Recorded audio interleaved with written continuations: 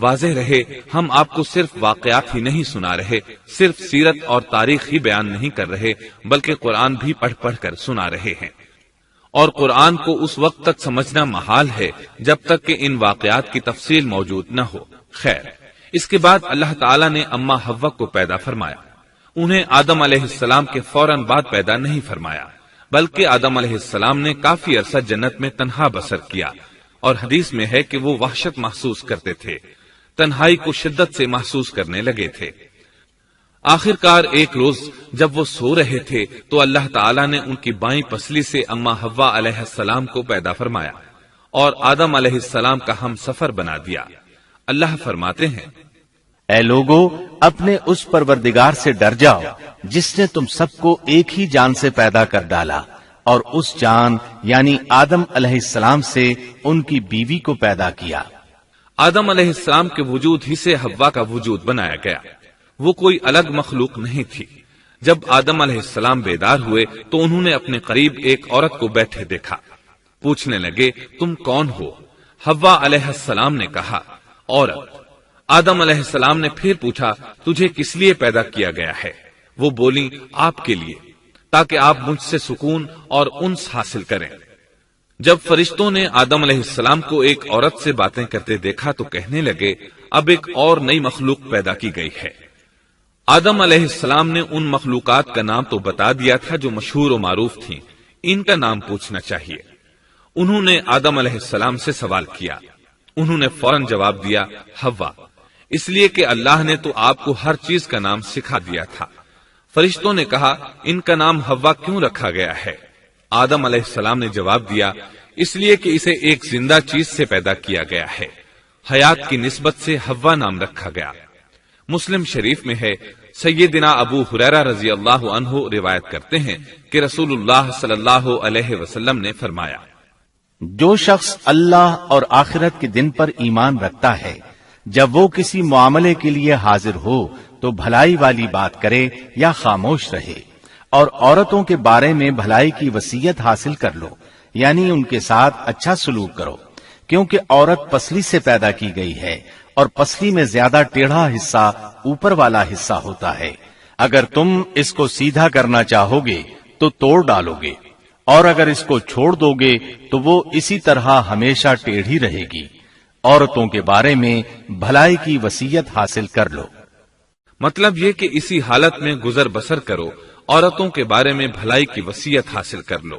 اس حدیث کا مطلب یہ ہے کہ عورتوں پر جبر کر کے زبردستی ان کی طبیعت کو بدلا نہیں جا سکتا، اور عورت ذات کو نہایت نرمی اور پیار سے رکھو۔ ان کی طبیعتوں میں ٹیڑھا پن ہے، وہ کبھی جذبات سے مغلوب ہو جاتی ہے اور عقل کھو بیٹھتی ہے۔ اگر کوئی اسے سیدھا کرنا چاہے تو اس سے لا تعلقی، دوری اور طلاق کی نوبت آ جائے گی۔ اگر اسے چھوڑ دو گے تو ٹیڑھا پن برقرار رہے گا۔ مرد کو بہت حوصلے سے اس صورتحال کو سنبھالنا چاہیے۔ احادیث میں سیدنا ابراہیم علیہ السلام کی زوجہ سیدہ سارہ علیہ السلام کا قصہ موجود ہے۔ وہ حوا علیہ السلام کے بعد کائنات کی سب سے زیادہ خوبصورت عورت تھی۔ احادیث سے یہ اشارہ ملتا ہے کہ حوا علیہ السلام ابتدائے انسانیت سے لے کر قیامت تک پیدا ہونے والی تمام عورتوں میں خوبصورت تھیں۔ اب ابلیس لگا اپنے وسوسے شروع کرنے۔ آدم اور حوا علیہ السلام دونوں اللہ کے حکم سے جنت میں تھے کہ شیطان نے انہیں پھسلانے کی کوشش شروع کر دی۔ اللہ تعالیٰ فرماتے ہیں، اور ہم نے کہہ دیا، اے آدم، تم اور تمہاری بیوی جنت میں رہو اور جہاں سے چاہو با فراغت کھاؤ۔ جنت بھی کیسی؟ اللہ فرماتے ہیں، وہ جنت کہ جس کی چوڑائی ہی آسمانوں اور زمین کے برابر ہے۔ سو اس جنت میں سے جو چاہو سو کھاؤ، کچھ بھی منع نہیں سوائے ایک درخت کے، چنانچہ ارشاد ہوا، اور ہم نے کہا، اے آدم، تم اور تمہاری بیوی جنت میں رہو، پھر جس جگہ سے چاہو با فراغت کھاؤ، اور اس درخت کے پاس مت جاؤ ورنہ ظالموں میں سے ہو جاؤ گے۔ ایک اور جگہ فرمایا، اور جب ہم نے فرشتوں سے کہا کہ آدم کو سجدہ کرو تو ابلیس کے سوا سب نے سجدہ کیا۔ ابلیس نے انکار کیا تو ہم نے کہا، اے آدم، یہ تیرا اور تیری بیوی کا دشمن ہے، خیال رکھنا ایسا نہ ہو کہ وہ تم دونوں کو جنت سے نکلوا دے اور تو مصیبت میں پڑ جائے. یہاں تو تجھے آرام ہے، نہ تو بھوکا ہے اور نہ ننگا، اور نہ تو یہاں پیاسا ہوتا ہے، نہ دھوپ سے تکلیف اٹھاتا ہے. گویا اللہ نے سیدنا آدم علیہ السلام کو وسوسے سے پہلے ہی خبردار کر دیا تھا. ان آیات سے یہ بھی پتا چلا کہ انسان سے ابلیس کی عداوت اور دشمنی ابتدا ہی سے چلی آ رہی ہے، اور یہ بھی ثابت ہوا کہ جو لوگ کہتے ہیں کہ انسان ابتدا میں ننگا تھا، ان کا قول صحیح نہیں. اس لیے کہ اللہ تعالیٰ نے جنت میں بھی آدم علیہ السلام پر لباس رکھا اور زمین میں بھی لباس نازل کر دیا، جیسا کہ اللہ تعالیٰ فرماتے ہیں، اے آدم کی اولاد، ہم نے تم پر لباس کو نازل کیا جو تمہاری شرمگاہوں کو چھپاتا ہے اور زینت کا سبب بھی ہے، اور تقوی کا لباس اس سے بھی بہتر ہے. لہذا آدم ابتدا میں ننگے نہیں تھے، انہیں تو ننگے پن کا علم ہی نہیں تھا، نہ ہی ان کی بیوی کو برہنہ ہونے کا علم تھا. اللہ نے آدم علیہ السلام کو کامل نعمتوں سے نوازا، بھوک نہ پیاس، یہاں تک کہ پیاس کے اسباب سے بھی محفوظ، نہ گرمی اور نہ دھوپ، پھر بے انتہا حسن و جمال، مشقت نہ تکلیف، بدبختی نہ بدقسمتی. آدم اور حوا علیہ السلام کے دلوں میں وسوسہ ڈالنے کے بارے میں بھی قرآن نے روشنی ڈالی ہے. پھر شیطان نے ان دونوں کے دلوں میں وسوسہ ڈالا. یہ وسوسہ اس نے ان دونوں کو طمع دلانے کی صورت میں پورا کیا، اور یہ طمع دلائی کہ اس درخت کو کھانے سے ہمیشگی اور بقا ملتی ہے اور کبھی نہ ختم ہونے والی بادشاہت حاصل ہوتی ہے. اور اس وسوسے کا مقصد یہ تھا تاکہ ان کا پردہ بدن جو ایک دوسرے سے پوشیدہ تھا دونوں کے روبرو بے پردہ کر دے. ان کی شرمگاہوں کو ننگا کرنے کے لیے اس نے ایسا کیا. وہ دونوں کپڑے میں ملبوس تھے، ستر ڈھانپ رکھا تھا. جب انہوں نے اس درخت سے کھایا تو لباس نیچے گر گیا، دونوں برہنہ ہو گئے. یہی شیطان چاہتا تھا کہ انہیں برہنہ کر دے، اللہ کی نافرمانی پر اکسائے. ارشاد ہوتا ہے، شیطان نے انہیں وسوسہ ڈالا، کہنے لگا، اے آدم، کیا میں تجھے دائمی زندگی کا درخت اور وہ بادشاہت نہ بتلا دوں جو کبھی پرانی نہ ہو؟ جب تم اس درخت سے کھاؤ گے تو ہمیشہ زندہ رہنے والے بن جاؤ گے اور زبردست بادشاہت حاصل کر لو گے. اس نے یہ تمنا بھی دلائی. تمہارے رب نے تم دونوں کو اس درخت سے اس لیے منع کیا ہے کہ تم دونوں فرشتے نہ بن جاؤ یا ہمیشہ زندہ رہنے والے نہ بن جاؤ. یعنی تم اس درخت سے کھا لو گے تو فرشتے بن جاؤ گے اور ہمیشہ قائم دائم رہو گے. پھر وہ وسوسہ ڈالتے ہوئے جھوٹی قسمیں کھانے لگا، جیسا کہ ارشاد ہوتا ہے، اور ان دونوں کے روبرو قسمیں کھانے لگا کہ یقین آ جائے میں آپ کا خیر خواہ ہوں. اللہ کی قسم کھانے لگا، اور اس وقت سے جھوٹی قسموں کی ابتدا ہوئی. اس نے ان دونوں کو فریب دے کر بہکا لیا، جیسا کہ فرمایا، فَدَلَّاهُمَا بِغُرُورٍ، یعنی دھوکے سے انہیں پھسلایا، حالانکہ انہیں کسی چیز کی کمی نہیں تھی. بھلا وہاں کیا محتاجی ہو سکتی تھی؟ جنت میں سکون سے زندگی بسر کر رہے تھے. جنت سے بڑھ کر کیا چاہیے؟ ہمیشہ کے لیے جنت مل چکی تھی. اللہ تعالیٰ فرماتے ہیں، ان دونوں نے جب درخت کو چکھا دونوں کا پردہ بدن ایک دوسرے کے روبرو کھل گیا. دونوں اپنے بدنوں پر درختوں کے پتے جوڑ جوڑ کر رکھنے لگے. کپڑے اترنے پر دونوں کو حیا آئی، اس لیے کہ انسان کی فطرت میں برہنہ ہونے کی ناپسندیدگی شامل ہے. برہنہ ہو گئے تو کوئی لباس نہیں تھا، اس لیے درختوں کے پتے جوڑ کر جسم ڈھانپنے لگے. حدیث میں آیا ہے، آدم بھاگنے لگے تو اللہ نے پکارا، آدم مجھ سے بھاگتے ہو؟ آدم بولے، اللہ میں شرم کی بنا پر بھاگ رہا ہوں، اور اس وجہ سے کہ تیرے سامنے برہنہ کیسے رہوں، پھر یہ کہ نافرمانی کا ارتکاب بھی کر چکا ہوں. یہاں ایک سوال پیدا ہوتا ہے، دونوں میں سے پہلے کھانے والا کون تھا؟ اس بارے میں راجح قول یہ ہے کہ وہ حوا علیہ السلام تھی. انہی نے آدم علیہ السلام کو طمع دلاتے ہوئے اس غلطی پر آمادہ کیا تھا، جیسا کہ بخاری شریف میں نبی اکرم صلی اللہ علیہ وسلم نے فرمایا، اگر حوا نہ ہوتی تو کوئی عورت اپنے خاوند سے خیانت نہ کرتی. حوا علیہ السلام نے انہیں غلطی میں مبتلا کیا تھا. اگر حوا علیہ السلام نہ ہوتی تو آدم بھی خیانت میں مبتلا نہ ہوتے اور نہ معصیت میں مبتلا ہوتے۔ تب اللہ نے انہیں پکارا، کیا میں نے تم دونوں کو اس درخت سے نہیں روکا تھا، اور کیا یہ نہیں کہا تھا کہ شیطان تمہارا کھلا دشمن ہے؟ اب توجہ طلب بات یہ ہے کہ اس موقع پر دونوں نے کیا طرز عمل اختیار کیا۔ کیا وہ دونوں اپنی معصیت پر بضد رہے اور تکبر کرنے لگے، جیسا کہ ابلیس نے سجدہ کرنے سے انکار کیا تھا اور پھر لگا تھا اپنی معصیت پر اصرار کرنے، یا ان دونوں نے توبہ کر لی؟ جی ہاں، دونوں نے توبہ کر لی، جیسا کہ قرآن مجید میں آتا ہے، دونوں نے کہا، اے ہمارے رب، ہم نے اپنا بڑا نقصان کیا، اور اگر تو ہماری مغفرت نہ کرے گا اور ہم پر رحم نہ کرے گا تو واقعی ہم خسارہ پانے والوں میں سے ہو جائیں گے۔ اس قصے میں ایک سوال یہ ذہن میں پیدا ہوتا ہے کہ جب سیدنا آدم علیہ السلام کو ابلیس نے سجدہ نہ کیا تو اللہ تعالیٰ نے اسے مردود بنا کر جنت سے نکال دیا، پھر وہ سیدنا آدم علیہ السلام کو اس درخت کے قریب کس طرح لے گیا جبکہ وہ جنت سے باہر ہو چکا تھا؟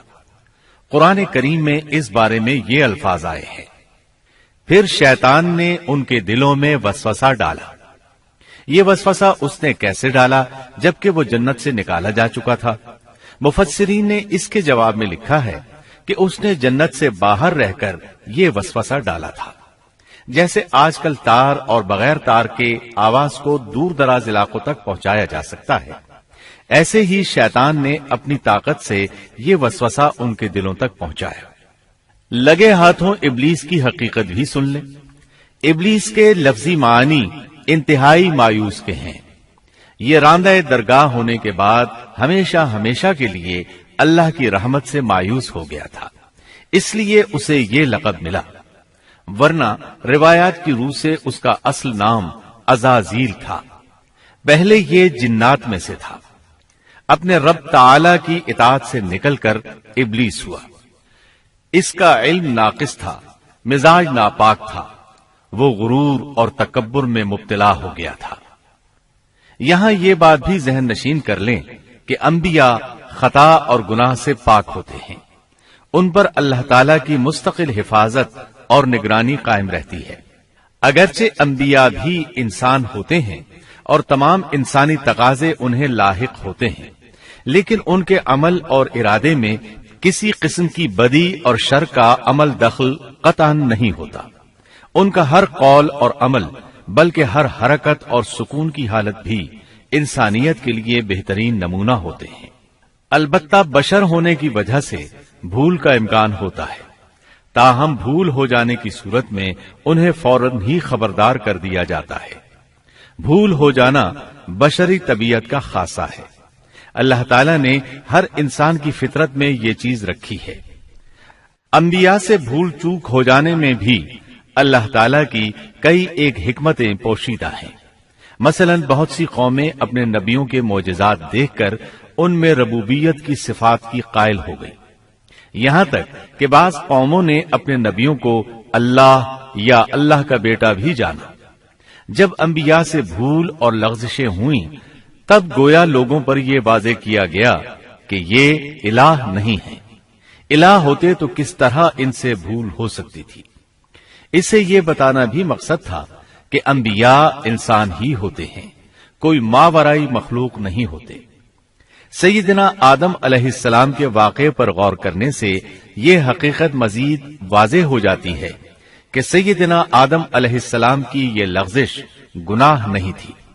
ممنوع درخت کا پھل کھاتے ہی سیدنا آدم علیہ السلام اور اماں حوا کا لباس اتر گیا تھا۔